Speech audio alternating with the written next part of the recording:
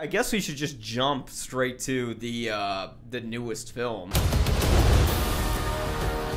I thought it was pretty good. I think it did everything people wanted it to do. It was really human. Tom Holland was awesome.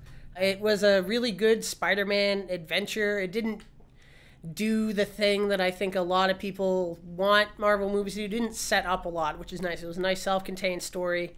The acting was phenomenal. And then it was like the one thing I really picked up on that I liked, which is kind of sideways from what the movie's about, is just like how inclusive it was in a way without being deliberately political.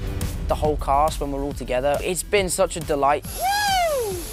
So, like, you know, he had a very diverse cast, but didn't call attention to the fact that it was diverse.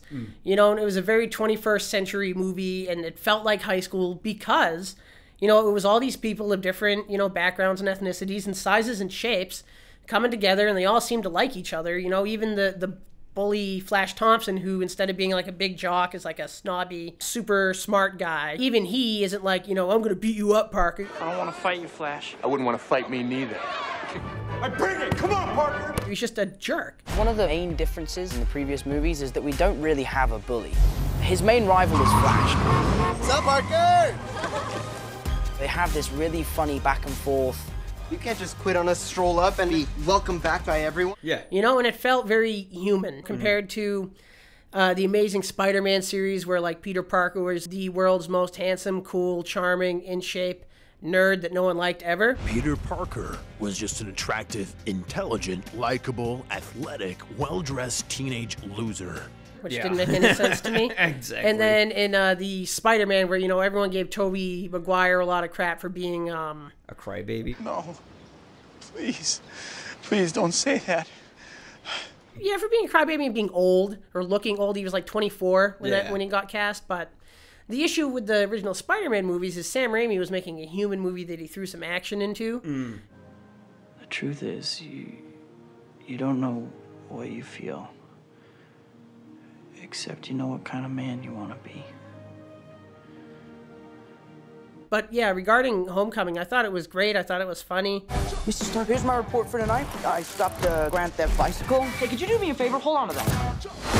Is this anybody's bike? I guess if I had any sort of like qualms about it, I'm not sure how I feel about like the Spider-Man suit having 78 different kinds of webbing.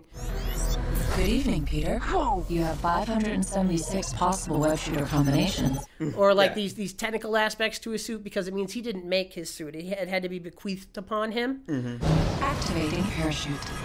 Regardless, yeah, it was good. Michael Keaton was awesome, and like his motivations were fantastic. The rich and the powerful, like Stark, they don't care about us. I thought it was very good. It was definitely an Avengers Marvel Cinematic Universe Spider-Man movie, which is what the fans wanted. And it definitely had that very big middle finger to Sony at the beginning of the film when they're telling Vulture's story. He looks right at the camera, says, "Business is good." Slam cut to giant logo, Marvel.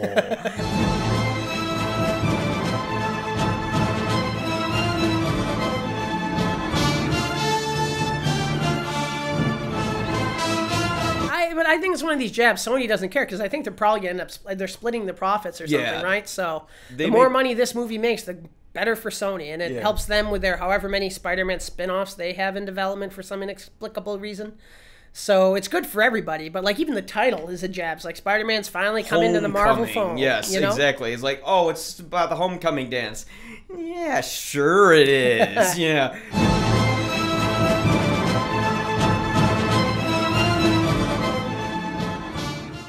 What are you hiding? With the whole Michelle James thing, her real name is MJ. Oh, that was a little like I'm all for the diversity in casting thing.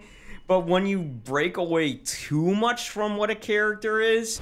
Zendaya plays a character called Michelle. You guys are losers. Where it's like just a very noticeable trait. Everybody knows that MJ is sort of like this redhead. It felt a little too distracting, a little too much of a departure from the character. I think that's why people were upset about that whole Mandarin thing. Just a role? The Mandarin? See, it's not real. Regarding Michelle or MJ, it didn't really bother me because, like, I think it's one of those things you kind of need to course correct for. Because describe Mary Jane's character without describing her body. Yeah, exactly. You can't. So now we have She's Michelle. a blank slate, yeah. Exactly. You know, like, Tiger, you just hit the jackpot. She is a prize. Spider-Man won the hottest girl in school after losing her true love. She is the world's most beautiful silver medal.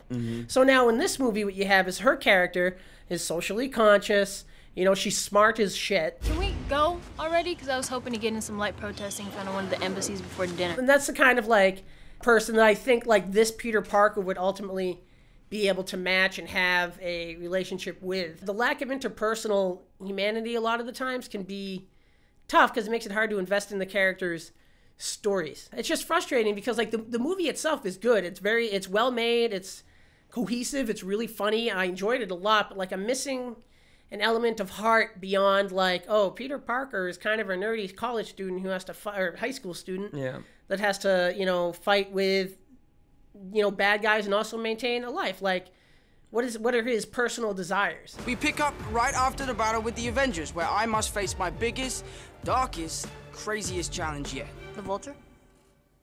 No, high school. The thing with this movie was it was good, but as you said, it did kind of feel like it lacked an emotional aspect. It kind of lacked a lot of stakes in the story. It just felt like it was trying to world build a little more, you know, with including the whole Avengers plot line and trying to have Tony Stark be a big kind of part of the story. Yeah. And, you know, it also kind of had that angle where they couldn't just cover familiar territory that would make a dynamic Spider-Man film because Sam Raimi already did that. And then they did it again with the Mark Webb films, but at that point people kind of just knew the blueprint, so they were just tired of seeing the same thing again and again.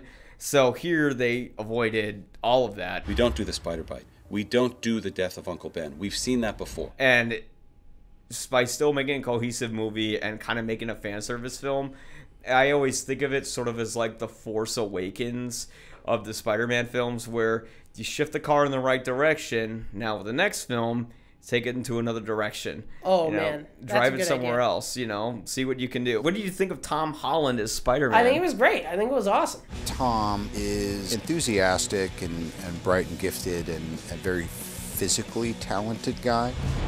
It's just the right combination of elements that were required to really make an exciting new playlist. I thought he captured Spider-Man the best because he was nerdy without being too nerdy, unlike Tobey Maguire. Yeah. You know, but he was cool without being too cool, unlike Andrew Garfield.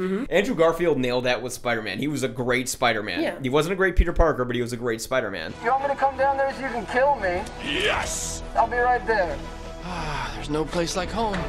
Tobey Maguire was an okay Peter Parker. Definitely got the nerdy aspect down, but a little too much where he was like crying every 5 seconds.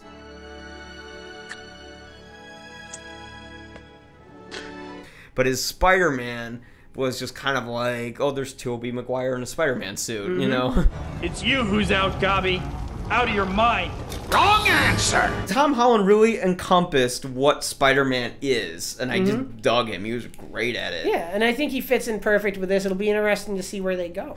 Oh, hey, if I were to rank it among all the Spider-Man films, I'd say like maybe third next to the Spider-Man 1 and 2. Yeah. Then Spider-Man Homecoming, then Amazing Spider-Man 2. It was a movie that was the Disney fan service Force Awakens film. It was the John Hughes Spider-Man film. If you want an Avengers Spider-Man, you'll love it.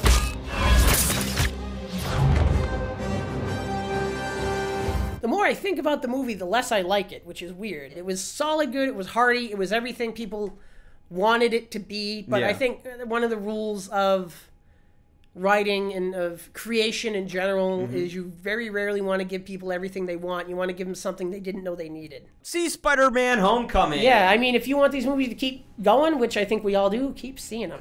Yeah.